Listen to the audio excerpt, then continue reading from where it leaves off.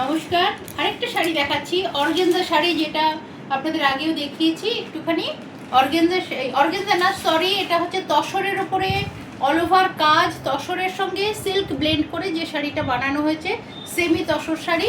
এটা all over কাজের শাড়ি। এই শাড়িতেও আপনি রানিং ব্লাউজ পিস পাবেন এবং ভেতরটা দেখুন, প্রতিটা কাজ কত সুন্দর, পুরো সুতোর কাজ, ঠিক আছে, তসরের উপরে সিল্ক ব্লেন্ড করে বানানো এটা।